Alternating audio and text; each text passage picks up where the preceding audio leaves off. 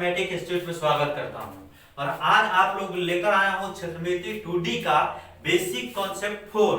इसके पहले मैंने बेसिक कॉन्सेप्ट 1 पढ़ा चुका है, बेसिक कॉन्सेप्ट 2 पढ़ा चुके हैं, बेसिक कॉन्सेप्ट 3 पढ़ा चुके हैं। तो आप लोग अगर नहीं पढ़े हैं अभी तो जाकर हमारे प्ले लिस्ट से उस वीडियो को जरूर देखें। और बहुत इंटरेस्टिंग टॉपिक हुआ है ये और बहुत मजा आने वाला है। और आज जैसे ही हमारा बेसिक कॉन्सेप्ट 4 समाप्त होगा हम सीधे क्षेत्रमिति 2D के क्वेश्चन पे चलेंगे और क्वेश्चन को देखते हुए ही उसका सॉल्यूशन करते चलेंगे, ठीक है। तो आज आइए, हम लोगों ने कहा कि हम लोग पढ़ते हैं बहुभुज के बारे में, कि हमारा आज का जो टॉपिक है बहुभुज है। अब बहुभुज क्या है जरा समझते हैं। कि अगर मान लीजिए कि ये त्रिभुज है जहां भुजाओं की संख्या हो, भुजा से मिलकर जो आकृति बने उसे बहुभुज कहते हैं। जैसे ये त्रिभुज है, ये 3 भुजाओं से घिरा हुआ है, तो ये क्या है, एक तरीके से बहुभुज है। और भुजा कितना है, 3, इसलिए इसे कहा गया कि त्रिभुज। क्या कहा गया, त्रिभुज। अब तीनों भुजा अगर बराबर हो गया तो इसे क्या कहेंगे, समत्रिभुज, जिसे कहा जाता है समबाहु त्रिभुज, ठीक है। अब मान लीजिए ये एक है, ये अब कहा गया कि ये क्या है, तो 1 2 3 4 5 भुजा है, यानी क्या है, ये तो पंचभुज है। अब ये अगर कह दिया गया कि पांचों भुजाएं बराबर है तो क्या कहेंगे कि ये कैसी है, तो समपंचभुज है। ध्यान देने वाली बात है। तो आज का हम लोग का ये टॉपिक होगा कि सम, ये कोई भी बहुभुज हो उसका अंतःकोणों का योग क्या होता है। अगर सम पंचभुज हो, सम षष्ठभुज हो, कोई भी हो, उसका प्रत्येक अंतःकोण क्या होता है। कैसा भी बहुभुज हो उसके बाह्य कोणों का योग क्या होता है। और किसी भी सम बहुभुज का प्रत्येक बाह्य कोण क्या होता है। आज जो हम लोग का टॉपिक है एकदम इंपॉर्टेंट है। उसके अलावा किसी सम बहुभुज में विकर्णों की संख्या क्या होती है उसको भी आज देखेंगे। तो ध्यान दीजिएगा और सीधे सी बात है कि हम लोग क्वेश्चन पे चलेंगे तो ध्यान देने वाली बात है कि हम लोगों का पहला टॉपिक होगा, पहला क्वेश्चन होगा कि सम बहुभुज के अंतःकोणों का योग क्या होता है। ध्यान दीजिएगा कि हम लोगों का आज का पहला क्वेश्चन है कि सम बहुभुज या सम बहुभुज लिखे या बहुभुज लिखे कि बहुभुज के अंतःकोणों का योग क्या होता है। अंतःकोणों का योग क्या होता है। कोई भी बहुभुज हो, 3 भुजाओं से घिरा हुआ हो, 4 भुजाओं से घिरा हुआ हो, 5 भुजाओं से घिरा हुआ हो, 6 भुजाओं से घिरा हुआ हो, 12 भुजाओं से घिरा हुआ हो, अगर उसका अंतःकोणों का योग पूछता है तो उसका अंतःकोणों का योग क्या है। तो एकदम आसानी से ध्यान दीजिएगा कि इसका अंतःकोण का योग होता है n × n-2 गुने n-2 गुने 180, n-2 गुने 180। अब देखिए क्या होता है, हमने कहा कि ये त्रिभुज है। अब त्रिभुज के अंतःकोणों का अगर योग पूछा जाए तो त्रिभुज के अंतःकोणों का योग क्या होता है। तो आप जानते हैं कि त्रिभुज के तीनों कोणों का योग क्या होता है, 180 डिग्री होता है। 180 डिग्री होता है, हम जानते हैं। अगर आपसे कहा जाए कि त्रिभुज के तीनों कोणों का योग क्या है तो आप आसानी से कहेंगे कि 180 डिग्री होता है। अब ये 180 डिग्री आता क्यों है जरा समझिएगा, ध्यान दीजिएगा कि हमने कहा कि बहुभुज के अंतःकोणों के योग n-2 × 180, जहां, अब यहां इसे लिख सकते हैं, जहां n बराबर भुजाओं की संख्या, n बराबर भुजाओं की संख्या। अब जब n बराबर भुजा होता है तो त्रिभुज में कितनी भुजा होती है, तो त्रिभुज में 3 भुजा होती है। अब करेंगे तो क्या होगा जरा ध्यान दीजिएगा कि 3 में से 2 जाएगा 1 और 1 गुना 180 करेंगे तो त्रिभुज के अंतःकोणों का योग कितना हो गया, 180 डिग्री हो गया। आसानी से याद। अब ये त्रिभुज की केवल बात नहीं है, त्रिभुज के जगह पे अगर आपसे कहा जाए कि किसी भी चतुर्भुज के अंतःकोणों का योग क्या होगा, अंतःकोणों का योग चतुर्भुज के क्या करेंगे जरा ध्यान दीजिएगा कि जब चतुर्भुज के अंतःकोणों का योग आपसे अगर पूछा है तो आप आसानी से आपको कहना है कि देखिए क्या होगा कि चतुर्भुज में कितनी भुजा है, 4 भुजा, तो 4 में से 2 गया, 2 गुने 180 बराबर 360 डिग्री। आप जानते हैं कि किसी भी चतुर्भुज के चारों कोणों का योग कितना होता है, 360 डिग्री। पंचभुज पूछ दिया, क्या करेंगे कि 5 में से 2 गया 3 और 3 गुना 180 करेंगे, कितना डिग्री 540 डिग्री आसानी से कर सकते हैं। कितना डिग्री तो 540 डिग्री। अब जरा ध्यान दीजिएगा कि अंतःकोणों का योग था, अब आपसे पूछ दिया बाह्य कोणों का योग क्या होगा, तब क्वेश्चन क्या होगा। अगले क्वेश्चन पे ध्यान दीजिएगा कि अंतःकोणों का योग है, तो बाह्य कोणों का योग अगर पूछेगा तो हम क्या करेंगे, जरा ध्यान दीजिएगा। तो सबसे पहले एक बात हम आपको बताते चले कि अंतःकोणों का अगर योग है और आपसे पूछ दिया कि किसी समबाहुभुज का प्रत्येक अंतःकोण, किसी समबाहुभुज का प्रत्येक अंतःकोण क्या होगा, तो ध्यान दीजिएगा n-2 इंटू 180 बटा में, इस बात को भी ध्यान रखेंगे कि n-2 इंटू 180 बटा n अगर पूछ दिया तब, ठीक है।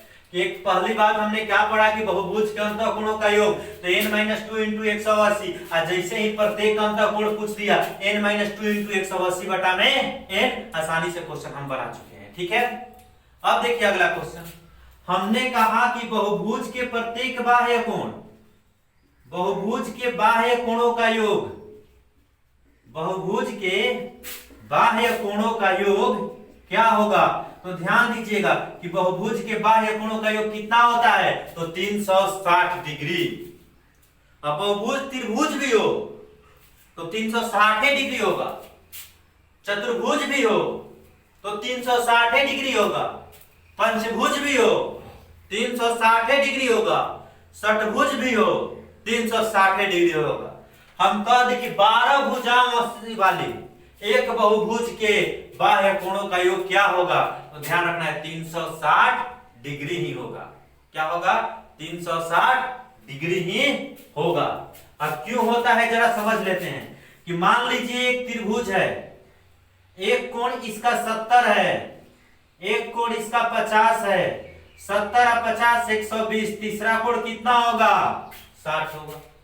अब बाह्य कोणों का योग पूछा है मेरे भाई, ध्यान दीजिएगा, ये वाला बाह्य कोण कितना होगा 120, ये वाला बाह्य कोण कितना होगा 110, ये वाला बाह्य कोण कितना होगा 130। अब जोड़ेंगे तो 130 है 110 240 है, 240 में 120 जोड़ेंगे 360।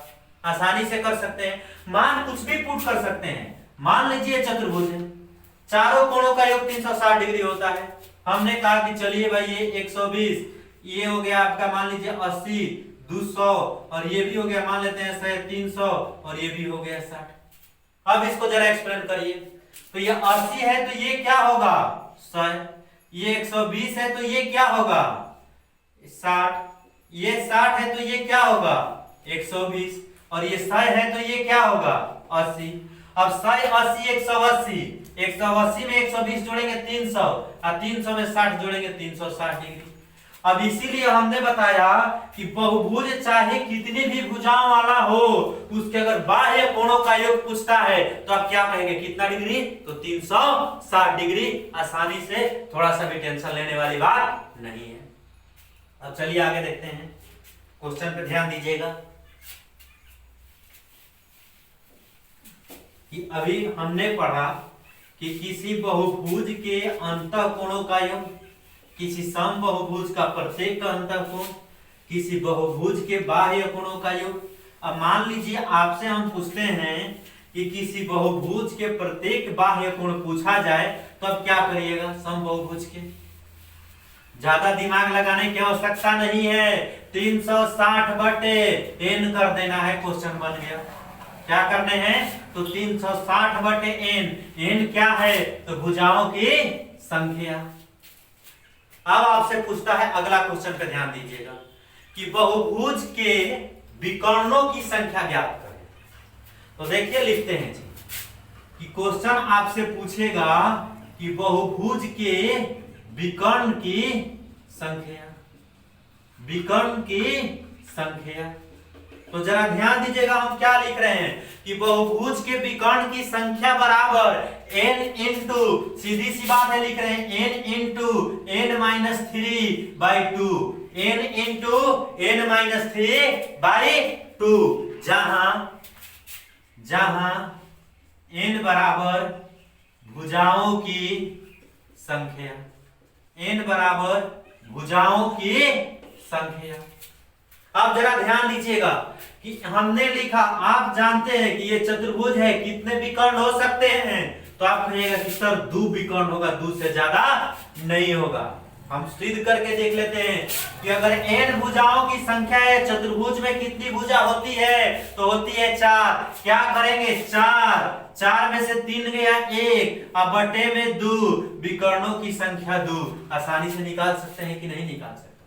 कुछ नहीं, क्वेश्चन कर दे 12 भुजाओं वाली बहुभुज के विकर्णों की संख्या ज्ञात करें। भुजा 12 दिया है, क्या करेंगे कि 12 में से 3 गया 9, अब बटा में 2 छक्का 12, 6 9 54। आसानी से, कोई दिमाग लगाने की आवश्यकता नहीं है, क्वेश्चन आसानी से बन सकता है, ध्यान रहेगा। ठीक है, मान लीजिए 8 भुजा वाला बहुभुज का, क्या करेंगे, 8 में से 3 गया 5, बटा में 2 चौका 8, 4 5 20, आंसर हमारा कितना हो जाएगा, तो 20। आसानी से कहें कि आंसर कितना, तो आंसर 20। अब बना सकते हैं, कभी नहीं भूलेंगे ये बात आप कहेंगे। ठीक है, आप वीडियो को पूरा देखते रहिए, बहुत फायदा होने वाला है, बहुत सारे क्वेश्चन मिलने वाले हैं। ठीक है, अब चलिए नेक्स्ट क्वेश्चन पे जरा ध्यान दिया जाए कि अगला क्वेश्चन हमारा क्या है। अगला क्वेश्चन लिखते हैं कि क्वेश्चन पूछता है कि समबाहुभुज का क्षेत्रफल क्या होगा। मान लीजिए क्वेश्चन पूछ दिया कि समषटभुज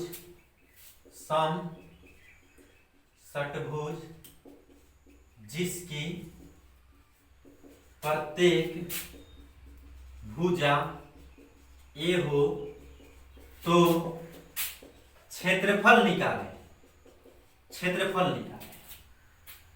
अब देखिए क्या होता है ना कि अगर समषटभुज की बात किया यानी कितनी भुजा होने वाली है, 1 2 3 4 5 6 भुजा बराबर सम है। अब यहां अगर सेंटर है तो यहां से जो भी एंगल गिरेगा वो कितना गिरेगा, बराबर गिरेगा। कि अगर ये है तो ये भी ए है, ये भी ए है, ये भी ए है, ये भी ए है, ये भी ए है, सारी बात आसानी से कर सकते हैं।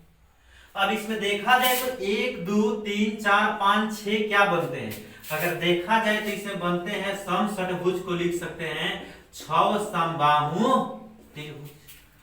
क्या लिख सकते हैं, 6 समबाहु त्रिभुज। अब समबाहु त्रिभुज का क्षेत्रफल क्या होता है, तो √3/4, अब भुजा स्क्वायर, यानी क्या कर सकते हैं, तो 6 गुना √3/4 भुजा स्क्वायर। क्वेश्चन बना दिए, क्या बनाए कि 6 गुना √3/4 भुजा स्क्वायर। क्वेश्चन का सॉल्यूशन हमारा हो गया, कोई दिमाग लगाने की आवश्यकता नहीं है। मान लीजिए क्वेश्चन पूछ दिया आपसे कि एक 4 सेंटीमीटर भुजा वाले समषटभुज का क्षेत्रफल ज्ञात करें। क्या कहेंगे कि भुजा 4 दिया है और समषटभुज है, क्या करेंगे 6 गुने √3/4 और गुने 4 गुने 4, ये तो करना ही पड़ेगा। 4 सेंटीमीटर भुजा हमने कहा, क्या हो जाएगा बाबू, तो 6 चौका 24√3 स्क्वायर सेंटीमीटर। आसानी से कहेंगे कि नहीं कहेंगे, क्वेश्चन बन सकता है, हमको लगता है कि बन सकता है। इसीलिए आज हम लोगों का क्लास यहीं पे समाप्त होता है। और ध्यान रखिएगा कि आगे आप लोगों के लिए बेहतरीन क्वेश्चन का कंटेंट मिलेगा। बेसिक कॉन्सेप्ट को यहीं पे समाप्त करते हैं, जो भी कॉन्सेप्ट बचा हुआ होगा हम क्वेश्चन पे देखेंगे और आगे सॉल्यूशन करते रहेंगे। जय हिंद।